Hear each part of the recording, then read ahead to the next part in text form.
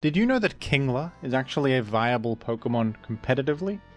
And I'm not talking about in a lower tier or some weird offshoot metagame, I'm talking about in Overused, an actual competitive format where some of the top threats include Landorus Therian and Dragapult. Kingler is a Generation 1 Pokemon that many are familiar with, but not many people would call this their favorite. It's kind of forgettable, it's just a regular old crab, and competitively it's always been pretty average too and unremarkable. This guy is kind of a strange bulky attacker with admittedly a very high attack stat of 130 but a fairly low speed of 75, and even though you have a high defense of 115, your low HP is pretty damning. Kingler has always been outclassed by other bulky attackers.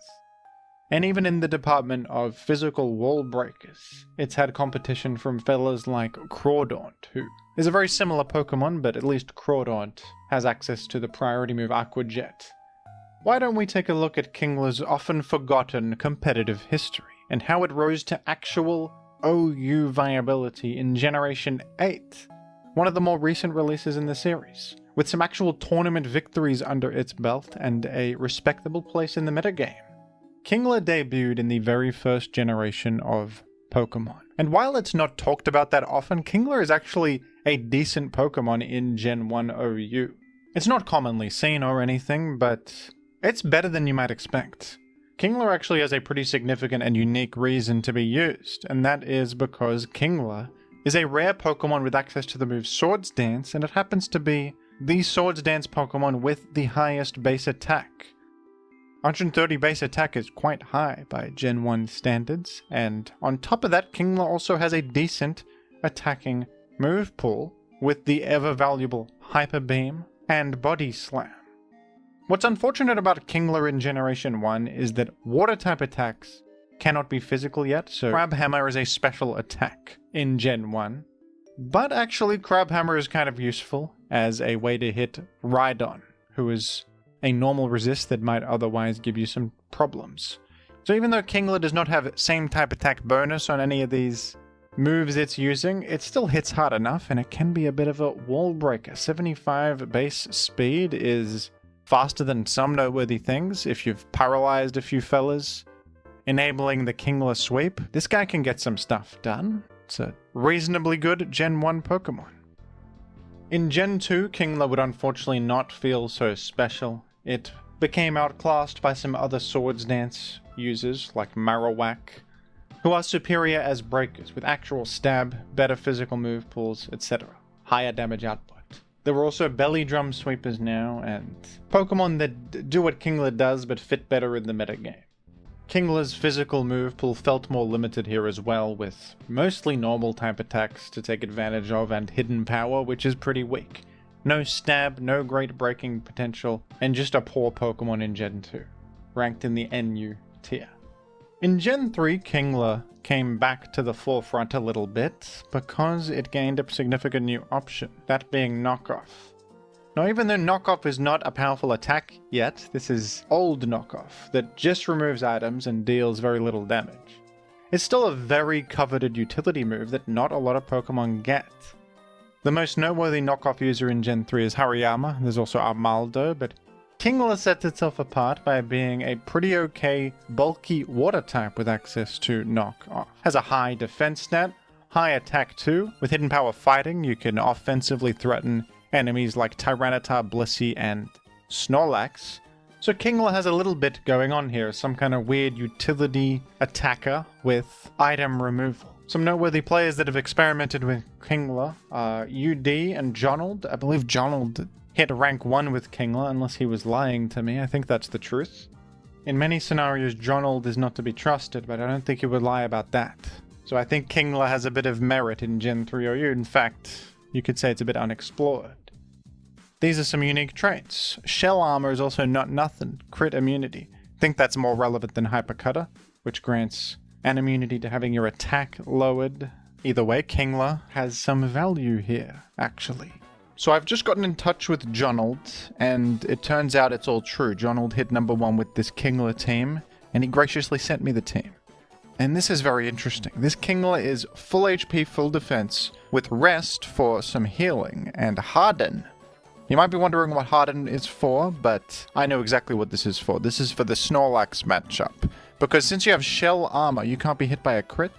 And therefore, if you use defense boosts from harden, you can match the attack boosts of Snorlax, cancelling them out, and 1v1 Snorlax with ease. There's no risk of getting crit and having all of your defensive boosts ignored because you are immune to crits completely. Armaldo does exactly the same thing with harden, and Kingler can do it too.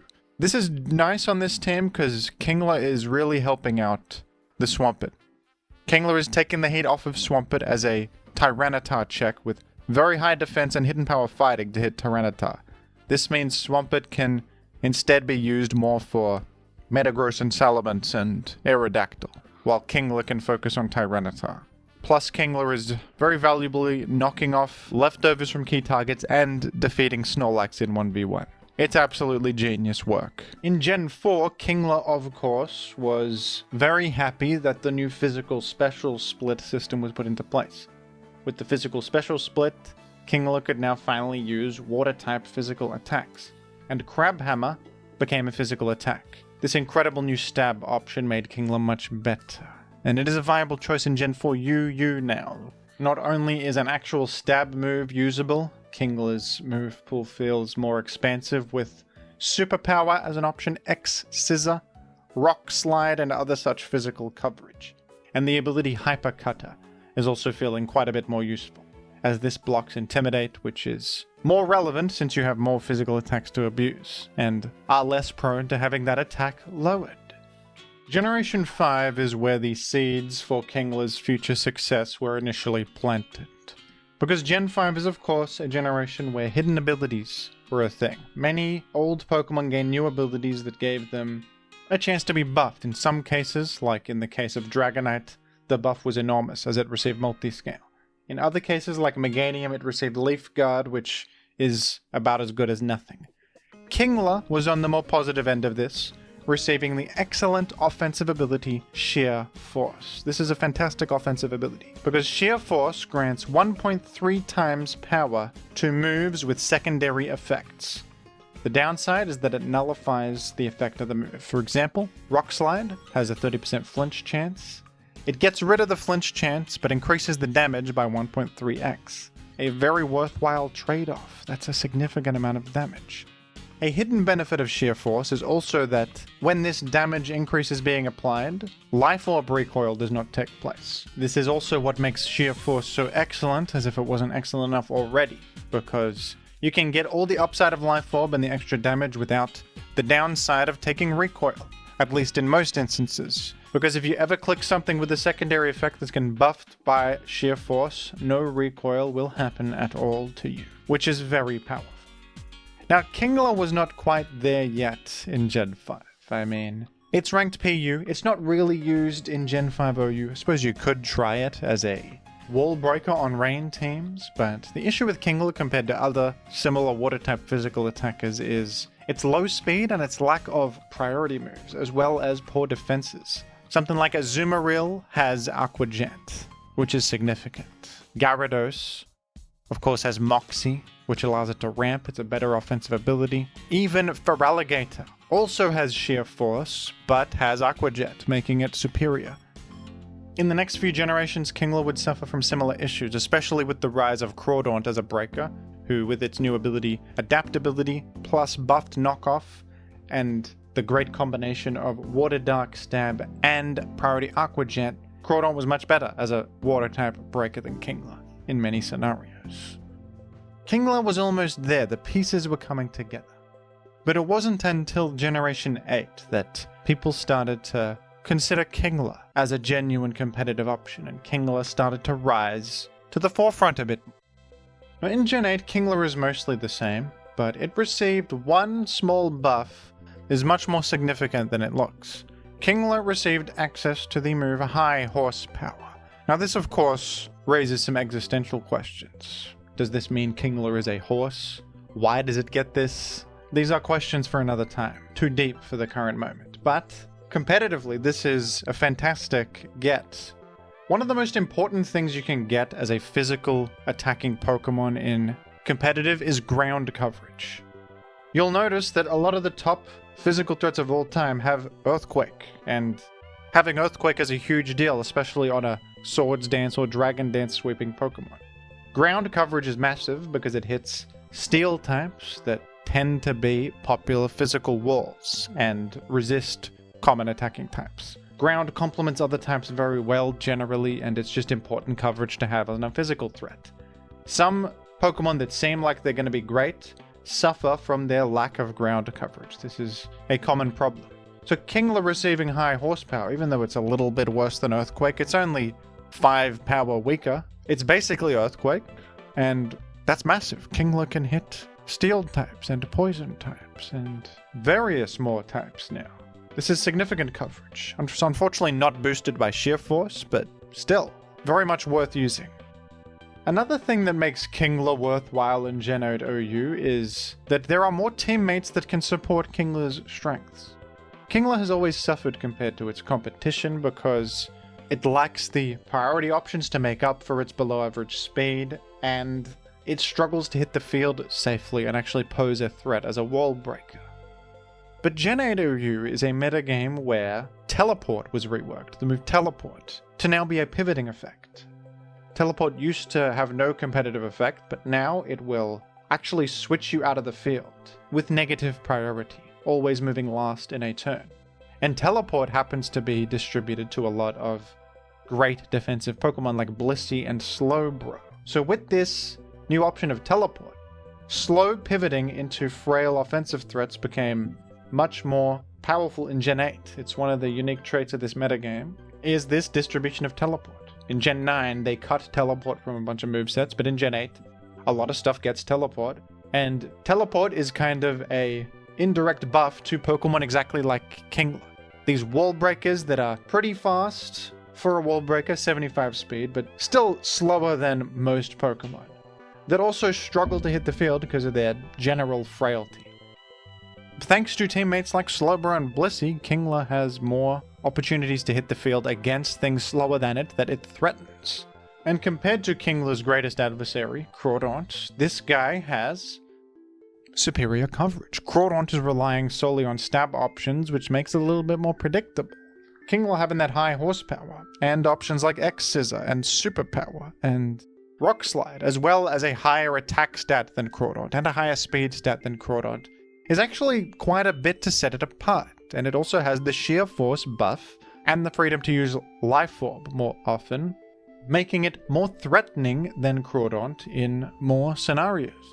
Kingler's extra speed compared to Crawdaunt is more significant than you would think, because Kingler outruns a lot of Landorus Therian sets that Crawdaunt can't. Even with max speed investment and an adamant nature, Crawdaunt is failing to outspeed the common, specially defensive Landorus Therian set, but Kingler can outrun it. Kingler can hit a significant 249 speed, which is enough to outrun and threaten one of the most common Pokemon in the whole game. Not only can Kingler outrun defensive variants of Landorus Therian, the same applies to defensive variants of Garchomp and Zapdos, who are also extremely common in Gen 8 OU. Compared to Crawdaunt, Kingler's greatest rival, there's another advantage Kingler has, and that is a pure water typing. Since Kingler does not have a dark typing, it has less weaknesses. Crucially, it is not weak to fighting and is not vulnerable to bug or fighting type attacks from enemies like Buzzwole. It can even survive a hit like a close combat from Urshifu, where Crawdaunt would not be able to. Crucially, Kingler is also not weak to Fairy like Crawdaunt is, and can stomach hits like Clefable's Moonblast or Tapu Finney's Draining Kiss. In fact, since you're not weak to Fairy, Kingler actually has the potential to 1v1 Tapu Finney. Even though Tapu Finney resists water, after a Swords Dance boost and the Sheer Force boost on top of Liquidation, you can 2-hit KO Tapu Finney, while they are struggling to do enough damage to you with Draining Kiss. You hit some nice offensive benchmarks too. After a Swords Dance, your Sheer Force boosted Liquidation can KO Buzzwole after rock damage, and it has a solid 43% chance to just one-hit it from full HP, which is a risk they probably won't take. And a +2 high horsepower just KOs Melmetal directly. Crawdaunt is famous for matching up very well against greedy and defensive teams, but Kingler might be even better because it's slightly higher speed, lets it outrun just about every slow defensive thing in the game. It can't even be stalled with Life Orb chip as much because it's often ignoring that completely with the sheer force, and it has more coverage to threaten more of the defensive walls in the metagame than Crawdaunt can. So Kingler is a very functional wallbreaker in Gen 8. In fact, it's kind of an awesome Pokemon. Even though Gen 8 has the reputation of being kind of a boring metagame, the fact that something like Kingler can thrive in this way is very unique to Gen 8.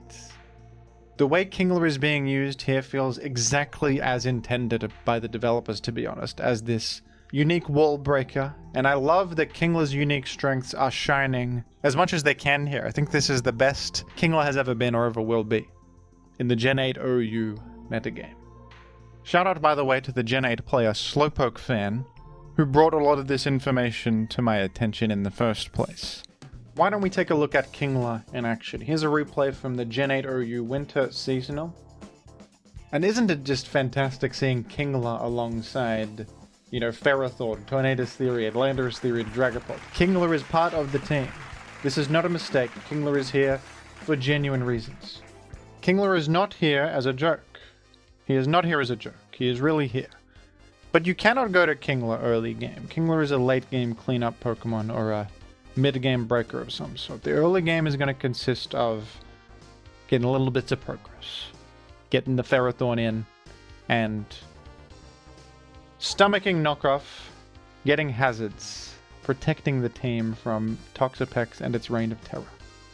That's a high-impact Thunder Wave on a Tornadus Theory, and that's going to let Kingler perhaps threaten Tornadus Theory in the future. Something to consider. Thunder Wave, of course, works very well with Kingler for the speed decrease, letting Kingler outrun more. Just a U-turn to Ferrothorn, which is a good move, resulting in some Iron Barb's chip on this metal. I wonder when Kingler will come into the mix. One day it will. And one day Kingler will have a meteoric impact. Going Weavile against Garchomp is a bold move, honestly, but it worked out on the Stealth Rock turn, and the Garchomp staying in is equally bold. That's kind of crazy, because Garchomp was staring in the face of death itself right there, if Weavile clicked a simple Ice move. Weavile was, of course, anticipating a switch out. And this time the switch out did come. We're beating up the Toxapex, dealing significant damage. I wonder if Weavile is going to play into Baneful Bunker. It does indeed. But does it have protective pads on? It didn't get hit by the thing.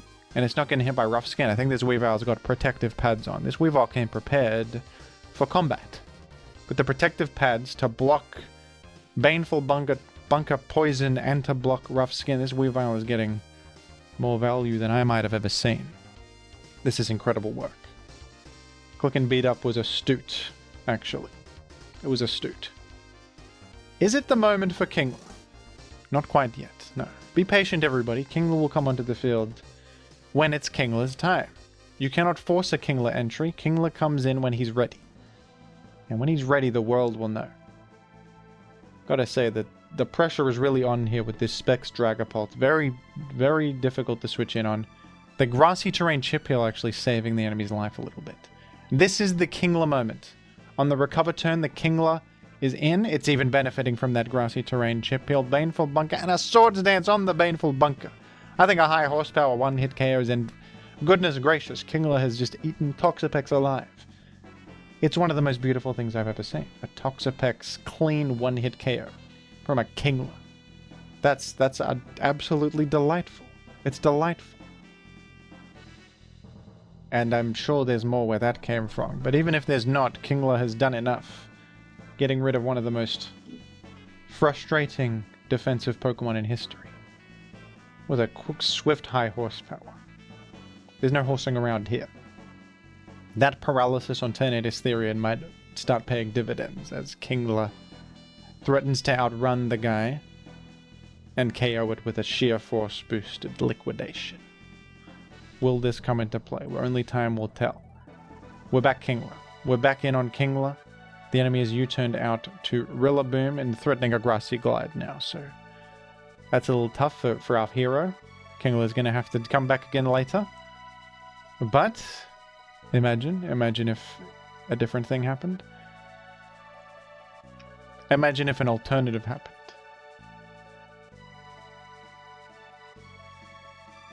I honestly, I'm not entirely sure if Kingler is able to get more value here. I'm not so sure.